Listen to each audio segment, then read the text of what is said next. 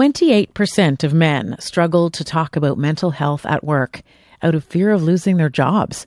That's according to new research from the Movember Foundation. They commissioned a study on men's mental health in the workplace, revealing it is still office taboo. The study comes out next month.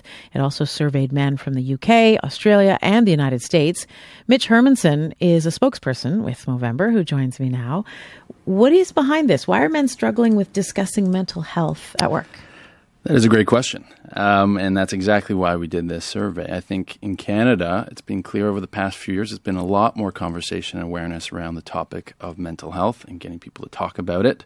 But after looking at the results of the survey of 1,000 Canadian men aged 18 to 75, it is clear that they're still struggling to talk about it and that the stigma of opening up about their mental health and their struggles is existing in the workplace.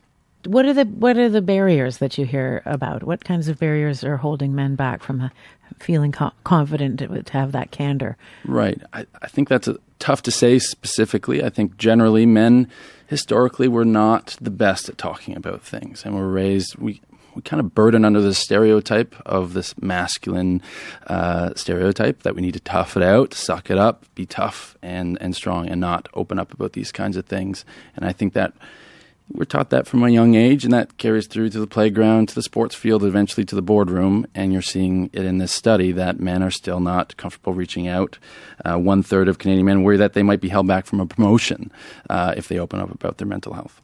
Well, it's interesting because it doesn't just speak to, as you say, the stereotypes that perhaps some men carry around, this need to be tough and macho and bottle it all up or whatever, but it also speaks to the perceived receptiveness of the workplace. We've had many conversations on this program and elsewhere about workplaces taking the issue of mental health seriously. Mm-hmm. And yet, this is current research that you're pointing out that, men still feeling that the safety of opening up is not at the workplace is not there. Yes. So as I mentioned, I think we've come a long way as a country, as a society, to be talking about mental health more, but work still needs to be done. And it's not just one organization that runs a hashtag campaign once a year. It needs to be multiple parties. And actually, all of us have a role to play, whether you're a workplace or community or family or friend group. And clearly in the workplace, more needs to be done. 46% of Canadian men didn't even know they could take a mental health day, which indicates to me that managers and senior leaders within organizations need to make sure that this is well known and the awareness around what's available in the workplace is set out, and that it's okay for all employees to reach out for help when they need it. Okay, so not knowing that they could take a mental health day, a significant percentage, men thinking that they could be at risk losing their job if they talk about mental health at work. What can you name a few other findings from this research? Another one would be 42% of Canadian men are worried about colleagues making negative comments behind their back if they were to open up about their mental health struggles. Mm. So that's another significant one there that we really need to flip the script on. We all struggle. It doesn't matter who you are, where you're from, what car you drive, what position you have. We all struggle. And apparently we all around the world. I mean, this is a global issue. Your research includes men from the United Kingdom, Australia, United States, and Canada. Mm-hmm, exactly. So really, encouraging people to talk. There is this idea that as men, we need to be that tough guy. But actually, part of being strong and tough is having the courage to ask for help when you need it. Why did Movember want to commission this research? We care about all men, and we know that men in the workplace is a big piece. We want to make sure that the men in our lives are being taken care of and that they feel comfortable asking for help when they need it. Last week, we ran a campaign called Be a Man of More Words, really encouraging men to talk more when you go through these tough things in life.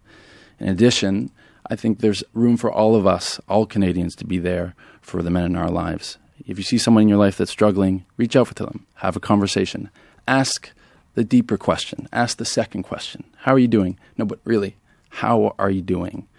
Be curious, be there for them. You don't need to provide the solution. You really just need to be there. And that can really be the best gift you can ever give somebody. What about employers? What would you like to see employers doing to help create a more supportive environment, which is clearly necessary? Yeah, I think with many things in the workplace, it starts from the top, and the leaders of organizations making this a priority.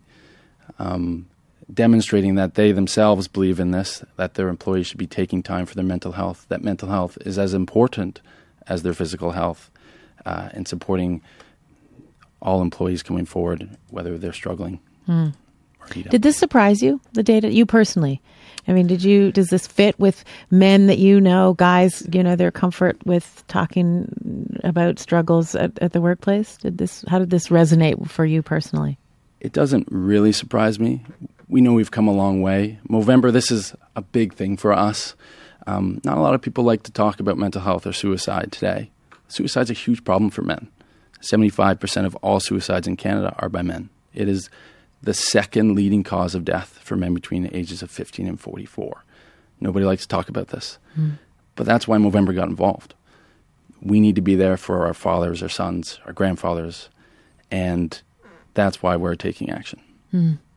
So you mentioned, the asking the question and then the no really, I really want to know how you are.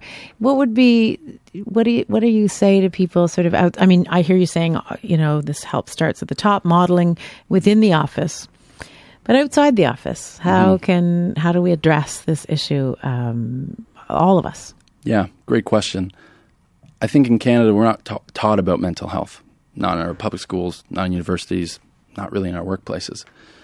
I think if all Canadians took a moment to upskill themselves on mental health, how to have that conversation, how to be there for someone in their life that's struggling, we'd have a different society today. If anyone's interested in how to have that conversation, because you're right, it's not one that we're really trained to have, you can head to movember.com/ask, and there's a guide on how to have a conversation with somebody in your life that might be struggling, what to say, what maybe not to say, and how to be there for them. Good to have you here. Thank you so much. Really interesting research and results, and a good conversation starter. Thanks for having me, Jill. Mitch Hermansen is a spokesperson with Movember.